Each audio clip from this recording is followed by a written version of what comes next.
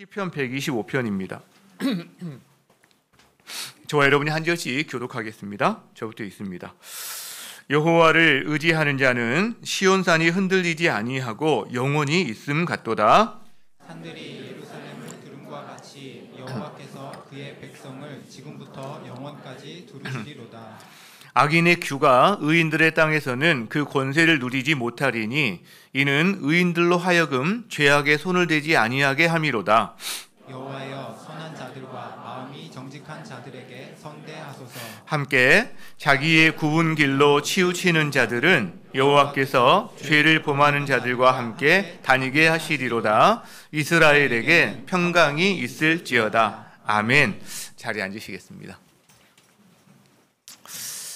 저희가 같은 말인데 같은 행동인데 그 말을 하고 그 행동을 한 사람의 어떤 상황이나 처지를 이해하면 그게 전혀 이렇게 다르게 느껴지거나 감동도 혹은 더 커지거나 하는 경우가 참 많은 것 같습니다.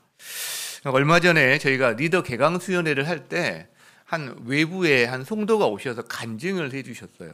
근데 이분이 어떤 분이냐면 저희 교회에서 코로나 기간 동안에 군인 교회와 함께 인대인 과정을 한 적이 있습니다.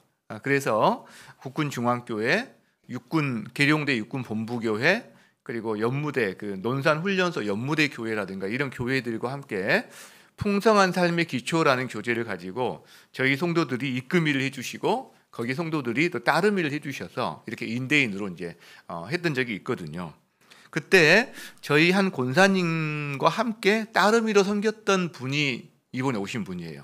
근데 이분이 우리 한 권사님과 이 인대인 과정, 풍삼기 저희가 줄여서 이렇게 말을 하죠. 이 인대인 과정을 한 후에 자기 교회에 돌아가셔서 그걸 계속 하신 겁니다. 자기 친구들도 하고 다른 분도 하고 해서 여러 분을 하시는데 또 이분들이 다른 분도 또 하신 거예요. 그래서 저희한테 그래프를 하나 보여주셨는데 화면을 하나 보여주셨는데 자기가 가운데 있고요.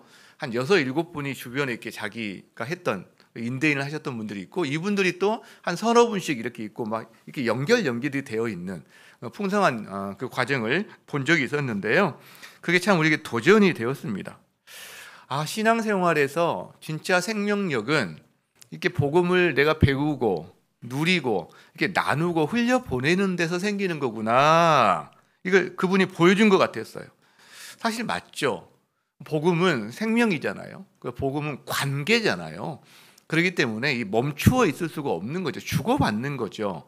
마치 흐르는 강물은 썩지 않지만 이게 고여 있는 물은 문제가 생기는 것처럼 이 복음도 좀 그런 면이 있는 것 같다는 생각을 하게 되었는데 우리도 그런 것 같습니다. 여러분, 우리가 신앙생활을 하는데 하나님 믿고 살아가는 삶을 사는데 우리 삶에 생명력이 좀 부족한 것 같아. 내 삶에 왜 이렇게 기쁨이 부족하지? 내 삶에 왜 이렇게 영적인 어떤 열매가 부족하지라고 할 때 혹시 복음을 배우고 이 복음을 누리고 이 복음을 흘려보내는 전수하는 이 일에 어딘가에 막힘이 있는 건 아닌가, 우리가 이렇게 좀 돌아볼 필요가 있겠다 생각을 했어요. 이제 그런 의미에서 이번에 이제 저희가 또 개강을 하게 되는데 전도학교, 굿뉴스 클럽 개강하고 또 행복 파티 저희가 이제 봄에 하게 되는데 행복 축제 하게 되는데 이분들 격려하고 싶습니다. 정말 그 굿뉴스 클럽 같은 경우는 자기 가정을 오픈해 섬기는 분도 계시잖아요. 이게 보통 일이 아니지 않습니까? 사실 매주 그렇게 하는 게. 이분들 여러분 격려해 주세요. 전도학교 하시는 분들이 시간이 남아서 하는 거 아니잖아요. 여러분도 많이 참여해 주시고 해주시고요. 행복 축제에 온 교회가 기쁨으로 동참했으면 좋겠다 이런 생각을 하게 됩니다. 이 복음을 흘려보내는 것은 우리가 자녀를 낳아서 양육하고 기를 때 힘들어요. 사실은 잠도 못 자고 힘든데 이 자녀를 기르는 기쁨을 대체할 수 있는 건 또 세상에 없어요. 아마 이런 것과 좀 비슷하다라는 생각들을 하게 되면서 그 기쁨, 생명력을 누렸으면 좋겠다 이런 생각을 하게 되는데요. 제가 이제 그분 간증을 들으면서 기억나는 게 하나가 있어요. 뭐냐면 그분이 저희 본사님 한 분과 이분이 이제 인대인 과정을 할 때 그 시기가 코로나 시기였어요. 이분은 군인교회, 즉 남편이 군인이고 본인은 군인교회를 섬기는 사람이기 때문에 그때 이 감염을 통해서 민폐를 끼치는 것은 굉장히 좀 조심하던 때였습니다. 그래서 이제 인대인을 하는데 이분은 온라인으로 할 생각을 했던 거죠. 근데 인대인 하는 첫날 저희 권사님이 찾아가신 거죠. 만나고. 근데 그 다음 주에도 계속 만나는 거예요. 만나면서 이분을 끌어내서 차에 태워서 멋진 곳에 가서 카페죠. 뭐 멋진 카페에 가서 차를 마시고 그 다음에 맛있는 밥을 사고 소소한 예쁘고 아름다운 것들을 선물하고 이걸 매주 한 겁니다. 이게 얼마나 감동이었겠어요. 그 코로나 기간 동안에 우울하고 누구 만나면 안 돼서 처박혀 있는 자기에게 매주 와서 이분이 해주시니까 정말 감동이었겠죠. 근데 이분이 이제 계속 그렇게 그 어떤 섬김을 받다 보니까 부담이 되잖아요. 그래서 밥을 이렇게 먹으면 차는 제가 살게요. 이제 자꾸 뭔가 이렇게 하는데 저희 이제 입금이가 이 권사님이 이렇게 말씀하시는 거죠. 아니야, 나도 내 입금이한테 그렇게 받았어. 그러니까 당신도 나한테 하는 게 아니라 다 받고 당신 따름이한테 하면 돼. 뭐 이렇게 말을 하면서 섬겨줬는데 이제 더 감동이 된 건 그거였대요. 가만히 보니까 이 권사님이 상황이 아주 넉넉하고 풍족해서 자기를 섬긴 게 아니라는 거예요, 사실은. 어떻게 보면 자기보다 더 어려울 수도 있고, 그러니까 뭔가 권사님 나름대로 굉장히 좀 어려운 어떤 그런 상황을 지나가고 있는 타이밍에도 불구하고 그렇게 열과 성을 다해서 정성스럽게 섬기는 모습에서 이 권사님의 처지를 이해하고 나니까 더 감동이 됐다는 이런 말을 제가 들었다는 거죠. 여러분, 시편 말씀도 저는 그런 것 같다는 생각이 들어요. 시편 말씀도. 시편을 읽으면요, 좋아요. 근데 어떤 때는 또 그냥 밋밋한 때도 있어요. 그냥 뭐 좋은 말 썼구나 이렇게 밋밋한 때가 있어요. 그런데 시편을 읽을 때 그 시편을 쓴 시인의 처지나 상황을 우리가 이해하고 이 시편을 읽으면 느낌이 달라지는 거죠. 감동도 달라지는 거죠. 마음에 와닿는 게 확실히 생긴다는 거죠. 자, 그러면 오늘 시편 이 125편은 시인이 어떤 상황에서 이 시편을 썼을까? 우리가 이걸 좀 생각하고 이 시편을 봤으면 좋겠다고 생각하는 거예요. 자, 오늘 본문을 살펴보면 이 시인은요, 흔들리는 어떤 상황이에요. 보호가 필요한 어떤 상황 가운데 있다는 거예요, 실제로. 자, 성경학자들은 이 시편에 대해서 이렇게 추측합니다.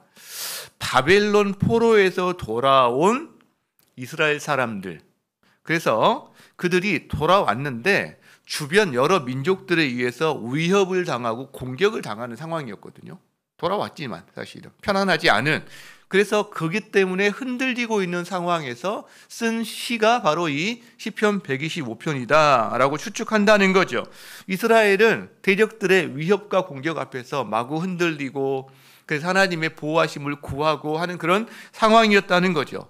여러분, 우리 인생도 마찬가지 아닙니까? 2500여 년 전에 이 사람들의 상황과 우리의 상황이 뭐 구체적인 내용은 좀 다를 수 있지만 우리도 자주 흔들린다는 면에서는 동일할 수 있다라는 거죠. 그렇다면 오늘 이 시편 말씀을 통해서 시인이 흔들리는 상황에서 하나님을 향해서 한 노래가 우리의 노래가 되고, 그 다음에 하나님을 향해서 드린 기도가 우리의 기도도 될 수 있다는 거죠. 우리가 한번 그런 면으로 흔들리는 상황에 있는 이 시편을 한번 살펴봤으면 좋겠다 생각합니다.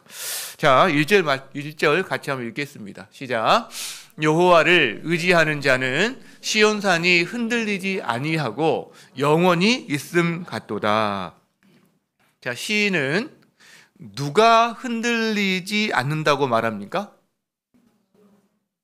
여호와를 의지하는 자. 여호와를 의지하는 자는 흔들리지 않는다. 무엇처럼? 시온산이 흔들리지 않는 것처럼. 여러분, 산이 흔들리지 않잖아요. 그렇죠? 특별히 시온산은 하나님의 성전이 있는 예루살렘이기 때문에 견고한 것의 가장 상징적인 거거든요. 이렇게 말을 합니다. 자, 의지한다는 것은 다른 어떤 성경을 찾아보면 신뢰한다 이런 표현이 있어요. 그리고 내어 맡긴다. 그러니까 하나님을 의지한다는 것은 하나님을 신뢰해서 하나님께 자신을 내어 맡기는 행동을 말한다고 볼 수 있는 거죠. 자, 하나님을 의지하는 자는 흔들리지 않습니다. 여러분, 이것이 성경의 약속입니다. 이 약속의 말씀은 시편 62편에도 동일하게 기록이 되어 있습니다. 같이 한번 보겠습니다. 같이 시작. 오직 그만이 나의 반석이시요 나의 구원이시요 나의 요새이시니 내가 크게 흔들리지 아니하리로다. 누가 정말 이렇게 마구마구 흔들리지 않는 삶을 살아가느냐? 하나님을 자기 기초로, 하나님을 자기 반석으로 삼는 사람이다. 하나님에게서 구원을 찾는 사람이다. 다른 어떤 명예, 인기, 사람, 뭐 돈, 권력, 여기서 자기의 구원을 찾는 것이 아니라 하나님을 자기의 구원으로 삼는 사람이다. 그리고 하나님을 자기 피난처, 자기의 요새로 삼는 사람, 그 사람은 흔들리지 않는다라고 이야기합니다. 그런데 여기서 멈추지 않습니다. 성경은 하나님을 의지하는 사람은 흔들리지 않아요 라고 약속할 뿐만 아니라 하나 더, 복을 받아요 라는 약속도 해주세요. 에레미야서 17장 말씀을 한번 천천히 읽겠습니다. 자, 시작. 그러나 무릇 여호와를 의지하며, 의지가 나오죠? 여호와를 의뢰하는 그 사람은 복을 받을 것이라. 자, 어떤 복인가요? 그는 물가에 심어진 나무가 그 뿌리를 강변에 뻗치고 더위가 올지라도 두려워하지 아니하며 그 잎이 청정하며 가무는 해에도 걱정이 없고 결실이 그치지 아니함 같으리라. 여러분, 시냇가에 심겨진 나무가 가뭄에도 어떤 상황에도 두려움 없이 열매를 맺는 것처럼, 그런 복을 받는 것처럼 바로 하나님을 의지하는 사람, 하나님을 의뢰하는 사람이 받는 복이 이렇다고 우리에게 말을 해준다는 거죠. 자, 그렇다면 왜 하나님을 의지하는 사람은 이렇게 흔들리지 않고 또 복까지 받을 수 있을까? 왜 그럴까요? 왜 하나님을 의지하는 사람은 흔들리지 않을까요? 저는 두 가지 정도 이유가 있다고 생각합니다.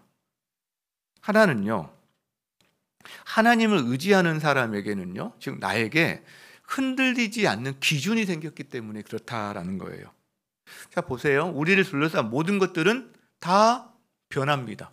안 변하는 게 있나요? 다 변합니다. 그래서 변하는 것을 기준으로, 인생의 기준으로 삼고 사는 사람은 인생이 흔들립니다. 기본적으로. 여러분, 우리를 둘러싼 유행 변하죠.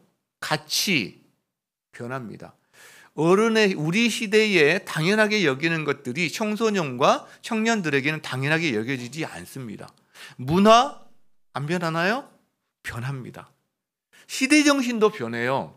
뭐 한 30년, 50년 동안에 그 시대를 사로잡는 시대 정신도 변합니다. 우리가 일제강점기에는 나라의 독립이 시대 정신이었다면 6.25 전쟁과 그 후에 보릿고개를 지날 때는 남북 간의 경쟁 체제에서 누가 더 서로 잘 살고, 이것이 어떤 시대 정신이었죠. 잘 사는 거. 그 다음에 좀 얼마큼 살만해지니까 민주화, 이런 것들이 우리의 시대 정신. 시대 정신도 변한다는 거죠. 즉 변하지 않는 게 없습니다. 그런데 변하는 것을 붙잡으면 흔들립니다. 선원들이 지금처럼 여러 가지 뭐 어떤 그 기구들이 발전하지 않은 시대에 망망대해를 항해할 때 무엇을 기준으로 삼습니까? 북극성이요. 북극성. 그래야 자기 위치를 정확하게 분별할 수 있기 때문에 그런 거 아닙니까? 여러분, 그래서 세상의 모든 게 변하기 때문에 변하는 세상에 어떤 것을 기준으로 삼아도 그 사람은 흔들리게 되어 있습니다. 그런데요, 하나님은 안 변하시거든요. 그래서 흔들리지 않거든요. 흔들리지 않는 하나님을 기준으로 삼고 사는 사람은 자신도 흔들리지 않을 수 있다는 거죠. 제가 바로 그 증인입니다. 젊은 시절 제가 얼마나 제 인생 가운데 이것도 해보고 저것도 해보고, 이것이 진리인가, 이것이 내 길인가, 얼마나 많이 헤매이고 흔들렸는지 모르겠어요. 근데 저의 인생의 흔들림을 멈출 수가 없었어요. 수년 동안. 너무 곤고하고 피곤했는데, 근데 어느 순간 딱 멈춰지더라고요. 언제? 하나님을 만났을 때. 변하지 않는 하나님을 만나니까 삶의 안정이 찾아오더라고요. 아, 드디어 내가 이제 결혼도 할 수 있겠구나, 가정도 꾸밀 수 있겠구나, 왜 흔들리지 않을까, 이런 생각을 하게 된 것이 바로 하나님을 만난 때문입니다. 그래서 하나님을 의지하는 사람은 자기 삶에 흔들리지 않는 기준점이 생겼기 때문에 바로 흔들리지 않을 수 있다라는 거죠. 근데 두 번째 이유가 있어요. 그것은요, 하나님이 흔들리지 않도록 붙잡아 주시기 때문에 그래요. 2절 말씀을 보겠습니다. 같이 읽습니다. 산들이 예루살렘을 두름과 같이 여호와께서 그의 백성을 지금부터 영원까지 두르시리로다. 자, 예루살렘은 성전이 있는 시온산입니다. 그런데 예루살렘 주변은 더 높은 다른 산들이 두르고 있습니다. 특별히 북서쪽으로는, 북동쪽으로 두르고 있고, 이 남서쪽으로는 약간 절벽처럼 이렇게 돼 있거든요. 그러니까 요새 같은 곳입니다. 적들로부터도 굉장히 잘 보호가 될 수 있는, 이걸 지금 비유하고 있는 거예요. 시온성이 있는 예루살렘을 다른 산들이 에워싸고 있듯이, 두르고 있듯이 하나님의 자녀인 우리를 의지하는 자를 하나님이 두르신다, 이렇게 지금 우리에게 말을 하고 있다는 거죠. 여러분, 이건 동일하게 시편 34편에서도 동일한 이야기를 합니다. 같이 읽겠습니다. 여호와의 천사가 주를 경외하는 자를 둘러 진치고 그들을 건지시는도다. 거의 비슷한 개념을 사용하고 있어요. 여호와의 천사가 우리를 둘러 진치고 건진다. 근데 한 가지 더요. 하나님이 우리를 둘러 진치고 지켜주시면 흔들리지 않는데, 그거는 하나님보다 더 큰 존재가 없기 때문에 그렇다는 거예요. 여러분, 집에 강도가 들어왔어요. 그래서 엄마 뭐 하고 엄마가 이제 굉장히 겁에 질렸어요. 그때 30살짜리 꼬마이가 엄마 보호한다고 엄마를 딱 둘러 진쳤어요. 그러면 엄마가 평강을 누리고 안전합니까? 아니죠. 왜요? 엄마보다 작은 존재거든, 사실은. 그렇죠? 만약에 꼬맹이가 어떤 위급한 상황에서 엄마가 얘를 딱 둘러안고 보호했다면 이 아이는 안전을 누려요. 평안을. 왜요? 자기보다 큰 존재이기 때문에. 근데 가장 큰 존재가 누굽니까? 하나님이시거든요. 예수님이 신이 하신 말씀이 있어요. 요한복음 10장 말씀 같이 한번 읽어봅니다. 시작. 내가 그들에게 영생을 주노니 영원히 멸망하지 아니할 것이요 또 그들을 내 손에서 빼앗을 자가 없느니라. 왜? 그들을 주신 내 아버지는 만물보다 크심에 아무도 아버지 손에서 빼앗을 수 없느니라. 여러분, 아무도 아버지 손에서 빼앗을 수 없다고 단언합니다. 하나님보다 더 힘센 존재는 없습니다. 하나님이 보호하시면 가장 안전합니다. 가장 위험한 곳에 있다 할지라도 그곳에서 하나님이 보호하시는 것이 가장 안전합니다. 전능하신 하나님께서 둘러서 진쳐주시는, 울타리가 되어주시는 그 보호를 하신다는 거죠. 여러분, 그래서 오늘 시편 125편은 우리에게 분명하게 말해줍니다.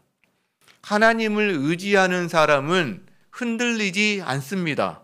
왜? 하나님을 의지하는 사람은 흔들리지 않는 기준을 갖고 살아가기 때문이고, 하나님을 의지하는 사람은 하나님께서 흔들리지 않도록 그를 붙잡아 주시고 지켜주시기 때문입니다. 그렇다면 여러분, 여러분의 삶에서 여러분이 하나님을 의지할 때 하나님이 여러분을 붙들어 주시고 지켜주신 기억이 있습니까? 기억하시기 바랍니다. 그때를 떠올리시기 바랍니다. 그 기억을 가지고 하나님을 더 의지하는 사람 우리가 살아갈 수 있다라는 거죠. 그리고 이 말씀이 맞아, 이 말씀이 진리야 라고 여러분이 인정하시고 기뻐하시기 바랍니다. 자, 그런데요, 한 가지 이어지는 질문이 있습니다. 하나님을 의지하는 자는 흔들리지 않습니다 라는 성경의 약속, 여러분 믿으세요? 믿으세요? Really? 레알? 이렇게 하죠. 레알. 여러분, 그러면 그걸 경험해 보셨어요? 경험해 보셨냐고요? 자, 우리는 하나님을 의지하는 자는 흔들리지 않는 하나님의 약속을 믿어요. 아멘? 그리고 그거를 우리 가운데 경험하신 분이 대부분이에요, 사실은. 저도 경험했고, 수없이 경험했어요. 자, 근데 저는 흔들리거든요. 그것도 자주. 어떤 때는 심하게. 왜 그럴까요? 저만 그런가요? 여러분은 전혀 안 흔들리시죠? 여러분도 흔들리시나요? 여러분, 이렇게 우리가 흔들릴 때 우리는 생각을 해요. 내 믿음이 약해서 그런가? 아니면 나에게 지금 무슨 문제가 있어서 그러는 걸까? 혹은 나만 그런가? 근데 보니까 저만 그런 것 같지는 않아요. 그러면 질문을 해보게 되는 거죠. 내가 이렇게 자주 흔들리는 이유가 뭘까? 분명히 성경에 약속이 있고 나는 그 약속을 믿고 그 약속을 경험하며 살아온 사람인데 근데 왜 내 삶에서 이렇게 자주 흔들리는 일이 벌어질까? 그럼 그 이유는 뭘까? 그리고 어떻게 해야 될까? 여러분 이 질문을 이 본문을 보면서 하게 된다는 거죠. 여러분 시인은 시인의 상황이 지금 내가 이렇게 흔들렸는데 하나님이 나를 딱 붙잡아 주셔서 나는 그 이후로 다시는 흔들린 적이 없어 라고 지금 자랑질하고 있는 건가요 지금? 그런 면이 있을 수 있겠지만 그런 면보다는 흔들리고 있는 현재의 상황 속에서 하나님을 자꾸 구하는 것 같아요. 예전에 자기가 흔들렸을 때 붙잡으신 그 은혜를 기억하면서 하나님 여호와를 의지하는 자는 하나님께 흔들리지 않게 해주신다고 하셨잖아요. 붙잡아 주세요. 왜? 3절에 보면 뭐가 나오냐면 악인의 규가 나와요. 악인의 권세가 나와요. 그러니까 그 악인의 권세로 인해서 이 시인은 뭔가 개인이든 공동체든 어떤 흔들리는 상황 속에 있으면서 그 상황에서 하나님을 더 의지하겠다는 어떤 자신의 신앙 고백과 결단과 기도가 이렇게 표출되고 있다라는 거죠. 이것은 우리에게 단서를 줍니다. 우리가 왜 흔들리는지, 하나님의 약속의 말씀을 믿으며 그걸 경험했음에도 불구하고 우리가 삶에서 왜 이렇게 자주 흔들리고 어떤 때는 심하게 흔들리는지 저는 한 두 가지 이유를 볼 수 있다고 생각하는데, 첫 번째는요, 우리의 현실이 너무 녹록치 않기 때문에 그래요. 우리가 사는 세상은 깨어진 세상입니다. 그래서 우리는 하나님을 믿었다고 해서 깨어진 세상에서 당할 수밖에 없는, 발생할 수밖에 없는 어떤 고통, 아픔도 면제되는 건 아니에요. 우리는 하나님을 바라보고 살아요. 그러나 우리 발은 항상 이 땅에 딛고 있어요. 근데 우리가 발을 딛고 있는 땅은 고통이 있는 곳이에요. 아픔이 있는 곳이에요. 왜? 깨어진 세상이기 때문에. 그래서 우리는 현실의 무거움에 짓눌리기도 하고요. 냉엄한 현실 앞에서 우리가 숨이 턱 막히기도 한다는 거죠. 우리는요, 갑작스러운 사고를 당하기도 합니다. 큰 사고를. 생각지도 못한 큰 병을 얻어서 당황하기도 해요. 경제적인 궁핍 때문에 서러움, 비참함을 경험하기도 합니다. 저 문제를 내가 넘어서야 되는데, 저 장애물을 넘어서야 되는데, 저 문이 열려야 되는데 장애물을 넘을 힘은 없고 문은 열리지 않고 그 앞에서 우리가 얼마나 전전긍긍 초조해하는지 모릅니다. 여러분, 그런 일들이 개인적으로 엄청나게 찾아와요. 근데 개인적으로 뿐만 아니라 자기는 아무 상관이 없는데 코로나라든가 뭐 전쟁이라든가 한 나라의 어떤 경제적인 위기라든가 이렇게 공동체적으로 사회적으로 찾아오기도 해요. 이게 바로 우리가 당면한 현실의 무거움입니다. 현실의 광풍입니다. 여러분, 여기서 흔들리지 않을 수 있는 사람이 누가 있겠어요? 그러니까 흔들린다는 거죠. 흔들린다는 거죠. 또 한 가지 이유가 있습니다. 바로 아까 3절에 악인의 규가 있는 것처럼 대적이 우리를 공격해 올 때 우리는 흔들립니다. 3절에 악인들의 규, 악인들의 권세가 나온다고 그랬죠. 새 번역에 보면 이렇게 번역이 되어 있는데, 의인이 분깃으로 받은 그 땅에서 악인이 그 권세를 부리지 못하게 하여야 한다, 이런 말이 나옵니다. 자, 이런 거죠. 이스라엘 사람들은 바벨론에서 포로 생활을 하다가 그들이 분깃으로 받은 가나안 땅, 특별히 예루살렘으로 돌아왔어요. 근데 돌아왔을 때 모든 것이 그냥 형통하고 좋은 건 아니었어요. 그 땅에는 이미 터를 잡고 살아가는 사람, 이방 민족이 있었고 권세가 있었단 말이죠. 이 악인들이 이스라엘을 압제하는 거죠. 위협하는 거죠. 그런 상황에 대한 이야기를 한다는 거예요. 그러니까 그 대적들이, 이방 민족들이 돌아온, 예루살렘으로 돌아온 이스라엘 사람들을 위협하고 공격할 때 이 사람들은요, 흔들리는 거예요. 흔들리는 거예요. 실제로. 여러분, 우리도 마찬가지입니다. 우리도 대적이 공격해 올 때가 있어요. 대적이. 뭐 개인적인 어떤 관계에서 그럴 때도 있고요. 실제로.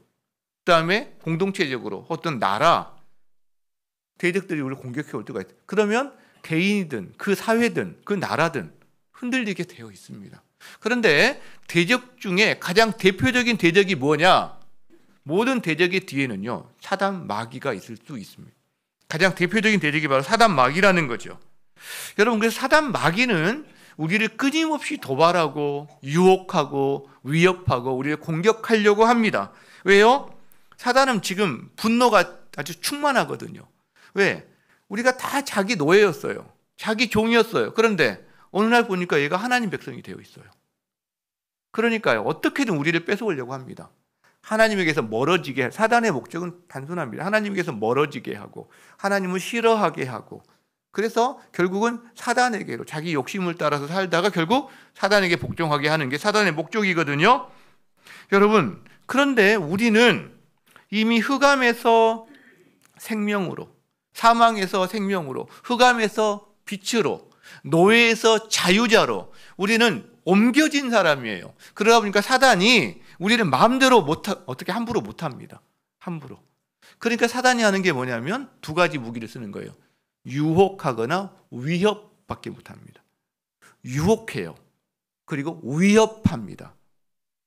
셜록정에 보면 그 순례자가 길을 가는데 저쪽에서 어마어마한 사자가 으르렁거리니까 겁이 나서 못 갑니다.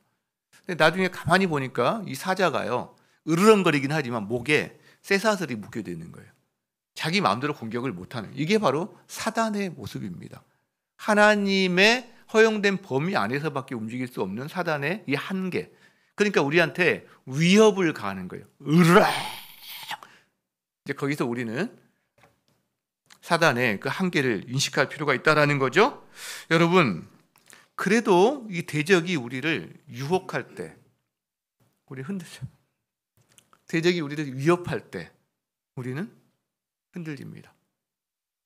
그죠? 그렇다면 어떻게 해야 할까요? 현실의 무게에 짓눌리고 광풍 같은 현실 앞에서 내가 참 무력함을 느낄 때 마구 흔들리는데 어떻게 해야 할까요? 사단 마귀, 우리의 대적이 우리를 유혹하고 공격할 때, 위협할 때 우리는 어떻게 해야 할까요? 우리가 너무 흔들리는데. 오늘 이 시편 기자는 여러분 어떻게 해야 될까요? 누가 말을 한번 해보세요. 저만 말하니까 좀 어떻게 해야 되나 그럴 때? 오늘 이 시인은요 뭐라고 하냐면 하나님을 의지하되 온전히 의지하라고 합니다. 하나님을 의지하되 온전히 의지하라. 여러분, 우리는 하나님을 의지한다고 하는데 이 의지라는 단어 속에 필요할 때만 의지한 때가 많아요. 평상시에는 하나님 의지하지 않고 내 마음대로 살다가 필요할 때 하나님 의지하는데 그 상황이 끝나면 다시 하나님 빠이빠이, 잠시 안녕 이럴 때가 많아요. 또요, 의지하는데 부분적으로 의지할 때가 많아요. 부분적으로. 어떤 경우죠? 의지한다는 것은 내어 맡기는 거거든요. 근데 완전히 맡기지 않는 거예요. 조금 맡기는 거예요. 그 대표적인 경우가 우리 자녀들을 향한 기도할 때 그런 경우가 많은 것 같아요. 하나님, 우리 자녀 하나님의 은혜가 필요합니다. 문을 열어주셔야 되겠습니다.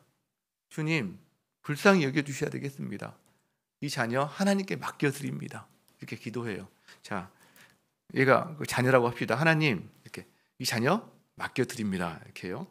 누가 받아줄 사람이 없으니까 옆으로 할게, 제가 이렇게 기도하는 거예요. 그럼 하나님께서 뭐냐, 알았다. 내가 이 아이를 잘 맡아주마. 받아주셨어요. 그리고 이제 가져가려고 하는데 안 와. 자녀가 안 놓는 거예요. 놔라. 못 놔요. 놓라니까 맡긴 다음에 아니 그래도 좀 불안해요. 제가 좀 지고 있어야 할 것 같아요. 줄다리기 하는 거예요. 하나님과 밀당을 계속합니다. 이게 우리의 의지의 방식인 경우가 너무 많다는 거예요. 그러니까 하나님을 의지하는 자는 흔들리지 않는다고 그랬는데 이게 사실은 의지하지 않는 거랑 비슷한 거예요. 의지한다고 하는데 요만큼 의지하는 거죠. 요만큼만 드리는 거예요. 요만큼. 이게 부분적으로 의지하는 겁니다. 여러분, 우리는 하나님을 의지한다고 하면서 하나님만 의지하는 게 아니라 다른 것을 의지하는 경우도 많다는 거예요. 다른 사람, 뭔가 좀 그걸 해결할 만한 어떤 사람. 그래서 우리가 얼마나 그 줄 얼마나 소중하게 여깁니까? 의지하고 또 다른 어떤 것들, 그게 주로 이제 어떤 물질이고 권력이고 힘이겠죠. 그런 걸 의지한다는 겁니다. 실제로. 여러분, 근데 왜 하나님만 의지하지 않고 하나님을 의지한다고 하면서 다른 것도 의지할까요? 그 중심에는 자기가 있어요. 자기가 자기를 잘 안다고 생각하는 거예요. 자기가 자기를 그 다음에 잘 도울 수 있다고 생각하는 거예요. 좋은 결정을 내릴 수 있다고, 잘 인도할 수 있다고. 그러니까 맡기면 불안한 거예요. 내가 가장 잘 알고 내가 가장 잘 인도할 수 있는데 맡기면 불안한 거죠. 못 맡기는 거죠. 여러분, 우리는 그 행동을 할 때 좀 알 필요가 있는 게, 우리가 사실 그렇게까지 생각하는 건 아니에요. 근데 논리적으로 보면 이게 어떤 거냐면, 내가 하나님보다 더 지혜로워. 논리적으로 본다면 내가 하나님보다 더 힘이 세. 그리고 내가 하나님보다 더 사랑해. 이게 논리적인 기계. 그러니까 더 지혜로운 자기가 붙잡고 있어야 되고, 더 힘이 센 자기가 붙잡고 있어야 되고, 더 사랑하는 자기가 이 자녀를 붙잡고 있어야 된다고 하는 거죠. 자신을 포함해서. 이게 논리적인 귀결이에요. 우리가 그렇게까지 생각하면서 이걸 하고 있는 건 아니지만, 우리 본성이 그러다 보니까 하고 있는 거지만, 여러분, 그러나 시인은 외치는 거죠. 너 말이야, 인생을 살면서 하나님 말고 다른 것을 의지했을 때 흔들리지 않고 살 수 있었니? 이 질문을 우리에게 던지는 거죠. 여러분, 어떠셨어요? 하나님 말고 다른 것을 의지했을 때, 붙잡았을 때 그것이 여러분을 흔들리지 않게 주던가요? 아닙니다. 그래서 시인은 그렇게 외치는 거죠. 1절, 2절 다시 한번 읽어보겠습니다. 천천히 이제. 여호와를 의지하는 자는 시온산이 흔들리지 아니하고 영원히 있음과 같도다. 산들이 예루살렘을 두름과 같이 여호와께서 그의 백성을 지금부터 영원까지 두르시리로다. 이 말씀을 하는 거죠. 우리가 믿고, 그래서 믿어서 신뢰해서 의지하던 것들로부터 흔들리지 않는 평안을 얻는 게 아니라 오히려 고통과 슬픔과 아픔을, 그리고 상처를 늘 받아요. 사람은 신뢰의 대상이 아닙니다. 사람은 우리가 섬기고 사랑할 대상이지, 사람은 우리가 믿고 그에게 나 자신을 맡길 수 있는 사람은 아무도 없어요. 오직 하나님만이 신뢰의 대상이라는 거죠. 여러분, 그래서 우리가 사람이나 혹은 세상의 어떤 것을 의지하면 그게 변하고 흔들리는 거기 때문에 우리도 흔들릴 수밖에 없어요. 그런데 하나님을 붙잡으면요, 하나님은 흔들리지 않는 분이거든요. 흔들리지 아니하는 하나님이 흔들리는 우리를 붙잡아서 우리로 흔들리지 않게 해주신다는 거죠. 그래서 우리 믿음의 선조들은 이런 찬송을 참 많이 불렀어요. 세월 지나갈수록 의지할 것뿐일세. 아무 일을 만나도 누구 의지한다고요? 예수 의지합니다. 이 좋은 찬송가가 정말 많은 것 같아요. 우리도 찬송가 자주 불렀으면 좋겠다, 이런 생각도 해보게 되는데, 정말 그래요. 여러분, 우리 인생이 시간이 흘러갈수록 예전에는, 젊은 때는 그래 내 힘으로 모든 거 할 수 있는 것 같았어요. 근데 시간이 지나갈수록 그래 진짜 의지하고 살 수밖에 없다. 근데 그 의지의 대상이 사람이 아니고 재물도 아니고 힘과 권력도 아니고 명성도 아니라는 것을 우리는 알게 됩니다. 예수밖에 없다. 여러분, 이것을 잘 표현해주는 유명한 글귀가 있죠. 목욕탕에 있는 문구. 뭐죠? 맡기지 않으면 책임지지 않습니다. 뒤집으면요, 맡기면 책임집니다. 누구에게? 하나님께 맡기면 하나님이 책임지신다는 거예요. 이거를 잠언 3장 5절 6절에서 저는 잘 표현한다고 생각합니다. 우리 천천히 한번 읽어봅니다. 너는 마음을 다하여 여호와를 신뢰하고 내 명철을 의지하지 말라. 너는 범사의 그를 인정하라. 그리하면 내 길을 지도하시리라. 마음을 다하여 여호와를 신뢰하고 의지하라 이 말이잖아요. 아까 말한 것처럼 온전히 하나님을 의지하라. 정확하게 같은 말씀이에요. 온전히 전적으로 하나님을 의지하라. 그러면 너를 책임지셔. 너를 흔들리지 않게 붙잡아 주셔라는 이야기를 동일하게 하고 있다는 거죠. 여러분, 이것이 저는 시편 125편의 시인이 우리에게 그리고 자신에게 스스로 던지는 메시지라고 생각해요. 하나님을 의지하는 자는 흔들리지 않는다는 성경의 약속. 근데 그 의지에 우리는 너무 온전한 의지가 아니라 부분적으로 의지 안 하는 것처럼 의지하는 경우가 많다는 것을 말해주고 있다는 거죠. 여러분, 이어서 이 하나님을 온전히 의지하는 자는요, 따라오는 행동이 하나가 있어요. 하나님 온전히 의지하는 자가 따라오는 하나의 행동. 자, 4절을 봅시다. 4절에 뭐라고 하냐면 여호와여 선대하소서 그래요. 누구에게? 선한 자들의 마음과 정직한 자들에게. 그러니까 선한 마음으로 정직하게 살려고 하는 자들, 이렇게 할 수 있겠죠. 혹은 선한 마음과 정직한 마음으로 살려고 하는 자들, 뭐 둘 다 괜찮습니다. 그러니까 기도하는 거죠. 이런 거죠. 여러분, 하나님을 온전히 의지한다고 하는데 말만 갖고 그렇게 하면서 자기 삶으로는 죄악된 자기 삶의 습관과 어떤 이런 삶을 청산하지 못하고 계속 꼬불쳐둔 채로 하나님 온전히 의지합니다. 이게 될까요? 안 되는 거죠. 양쪽 줄다리기처럼.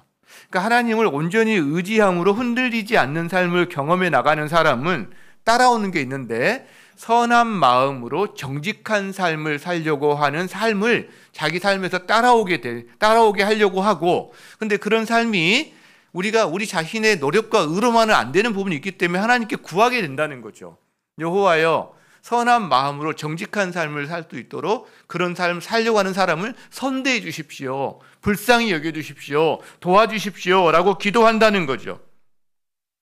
여러분, 그래서 오늘 우리가 한 가지 알게 됩니다. 내가 만일 하나님을 온전히 의지하는 것에 가로막고 있는 내 삶의 어떤 죄악된 부분이나 이런 부분이 있다면 정리해야 되겠구나. 이것을 하나님 앞에서 분명하게 도와달라고 요청해야 되겠구나. 그것이 하나님을 온전히 의지하는 길에 함께 가는 거구나. 그럴 때 내 삶은 흔들리지 아니하는 하나님의 지키심과 보호하심을 경험하게 되겠구나.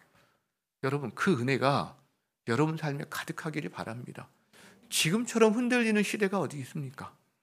우리처럼 이 겨울처럼 우리가 그렇게 참 무겁고 어렵고 나누이고 정말 마음에 막 어떻게 보면 어둠이 찾아오고 우울해지고 이런 시기를 지나고 있는 때가 어디 있습니까? 지금처럼 흔들릴 때 우리가 하나님께 집중하고 주님을 온전히 의지하는 길로 나아간다면 하나님께서 우리 마음을 흔들리지 않도록 붙잡아 주실 줄 믿습니다. 말씀을 마무리하고자 합니다. 오늘 시인은 축복으로 마무리를 해요. 그 축복의 내용이 뭐냐면 이스라엘에게 평강이 있을지어다. 이렇게. 여러분, 옆 사람에게 같이 한번 해주세요. 이스라엘에게 평강이 있을지어다. 한번 해주실래요? 자, 평강이 있다는 것은 흔들리지 않는다는 겁니다. 흔들리는 삶의 모습, 상황 속에서 지금 흔들리지 않는 평강이 있다는 거예요. 그런데 이 평강이 누구에게 있다고 그러나요? 누구에게 평강이 있을지어다? 이스라엘에게 평강이 있을지어다. 자, 그러면 누구에게 평강이 있다고요? 이스라엘에게 평강이 있다고요. 이스라엘. 제가 지금 어려운 말을 하고 있나요? 다시 합니다. 누구에게 평강이 있다고요? 이스라엘에게. 그럼 이스라엘은 누구입니까? 오늘 이 본문을 본다면 1절에서 하나님을 의지하는 사람입니다. 여러분, 혈통으로 이스라엘이 아니라 하나님을 온전히 의지하는 사람이 진짜 이스라엘인 거예요. 그리고 우리가 4절에서 봤을 때는요, 뭐였죠? 선한 마음으로 정직한 삶을 살려고 하는 사람, 그 사람이 진짜 이스라엘인 거예요. 핏줄이 혈통이 이스라엘이 아니라. 그렇죠? 그런 사람을 하나님이 어떻게 하신다고요? 마치 산이 예루살렘을 두르듯 하나님께서 그래 하나님을 온전히 의지하려고 하는 사람을, 그리고 선한 마음으로 정직한 삶을 살려고 하는 사람을 두르신다고요. 보호하신다고요. 그 결과가 뭡니까? 그때 그 사람이 누리는 결과가 평강인 거죠. 평강인 거죠. 평강은 그래서 영원하지 않은 것, 변하는 것을 기준으로 삼고 살아가는 사람이 누리는 것이 아니라 변하지 않는, 흔들리지 않는 하나님을 기준으로 삼고 그분의 보호하신 가운데 있는 사람이 누리는 그 마음의 상태가 평강인 거죠. 여러분, 저는 이 평강을 우리 성도님 누리셨으면 좋겠어요. 여러분 가정에 이 평강이 가득하기를 정말 축복합니다. 여러분의 삶에 이 평강이 누려지기를 축복합니다. 우리가 좀 가진 게 적을 수도 있고요, 건강이 약할 수도 있고요, 하는 일이 좀 어려울 수도 있어요. 그러나 지나갈 거예요. 그런데 그때 평강으로 이겨낼 수 있다면 지나갈 만할 거예요. 이겨낼 만할 거예요. 저는 오늘 찬양을 하나 가져왔는데 이 찬양이 저에겐 사연이 있는 찬양이에요. 내 아버지 그 품 안에서 내 영혼을 안전합니다. 이 찬양인데요. 제가 하루는 제 이제 자녀 중에 한 명을 외국으로 좀 출국시켜야 되는 날이었어요. 그날이었는지 그 다음 날인지 모르겠는데, 근데 그때 출국할 때 그 상황이 여러 가지로 참 고민이 되고 뭔가 좋지 않은 여러 가지 상황들이 참 많이 있었어요. 그러니까 출국은 시키는데 이 마음이 편치가 않는 거예요. 그래서 기도를 하게 됐어요. 하나님, 이 자녀 하나님 지켜주시지 않으면 안 되겠어요. 문을 열어주시지 않으면 안 되겠어요. 지금 이대로 혼자 가서 제가 씨름할까 생각하니까 너무 마음이 아픕니다. 근데 그때 이 찬양을 주셨어요. 내 아버지 그 품 안에서 내 영혼은 안전합니다. 여러분, 내가 안전할 뿐만 아니라 내 영혼이 평안해질 뿐만 아니라 내 자녀도 여기에 찬양을 넣어서 기도하면서 하다 보니까 내 자녀까지도 하나님의 평강을 누릴 수 있겠구나라는 마음이 오더라고요. 한 번은 저의 이제 또 자녀 중에 한 명이 군대를 갔는데 GOP에서 병영 생활을 하게 됐습니다. 물론 제가 GOP를 강력하게 추천해서 간 거긴 하지만, 근데 또 여러 가지 상황들이 그때 코로나와 함께 여러 가지 상황들이 참 기도하지 않을 수 없는 상황들이 좀 있었어요. 그때 제 마음이 평강을 잃어버린 거죠. 그때 기도하다가 결국 이 찬양 가운데서 제가 평강을 찾았어요. 그렇구나. 주님이 그분의 손길로 우리를 안아주실 때 비로소 평강을 얻는구나. 여러분, 이 찬양 들으면서 여러분 자신이 만약 흔들리고 있다면 이 찬양 가운데 하나님을 바라보시고 그분의 인도하심을 따라 살아가기로 의지하고 살아갈 때 평강을 누리시기를 바라고, 여러분이 자신이 아니라 여러분의 가족이나 다른 사람의 어떤 상황을 보면서 정말 평강을 원하신다면 이 찬양 가운데 그 사람을 놓고 기도하면서 하나님 주신 평강을 누리기를 바랍니다. 우리 함께 그 마음으로 함께 찬양하겠습니다.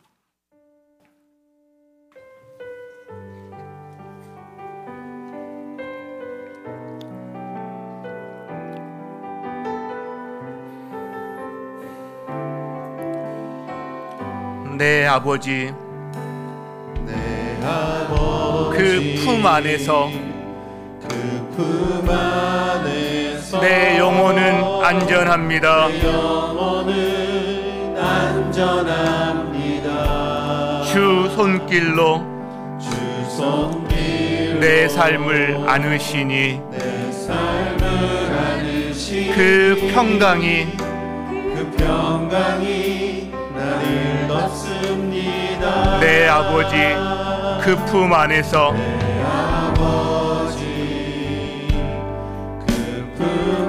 내 영혼은 안전합니다. 내 영혼은 안전합니다. 주 손길로 우리 삶을 안으시니 그 평강이 나를 덮습니다. 나 비록 넘어지며 흔들리지만 주 내 안에 거하며 나를 붙드시니 내 생각을 주께로 돌리고